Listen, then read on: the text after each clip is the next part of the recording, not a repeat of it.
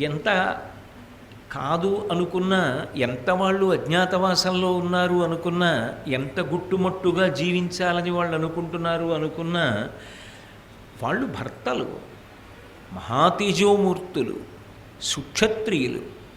వాళ్ళ కాలం కర్మం కలిసి రాక అజ్ఞాతవాస నియమానికి లోబడి వాళ్ళు బయట పడలేకపోతున్నారు. కానీ వాళ్ళ కన్నుల ముందర ఒకమారు కాదు అనేక పర్యాయములు భార్యకి ఇటువంటి అవమానం జరుగుతుంటే చూస్తూ ఊరుకోవడం అంత తేలిక విషయం కాదు.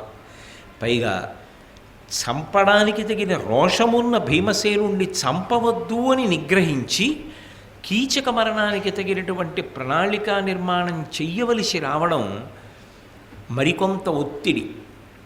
దీనికి తోడు ద్రౌపదీదేవి పడుతున్నటువంటి బాధ, అంత గొప్ప రాజసూయం చేసినటువంటి చక్రవర్తి యొక్క భార్య విరాట మహారాజు గారి కొలువులో నిలబడి పరమబలహీనురాలిలా, ఆపన్నురాలిలా, ఆర్తితో న్యాయం చెయ్యమని అడగవలసినంత దుస్థితిని పొందడం ధర్మరాజు గారికి సహజంగా జీర్ణమయ్యే విషయం కాదు. అందుకే ఆయనకి లోపల నుంచి రోషము తన్నుకొస్తోంది.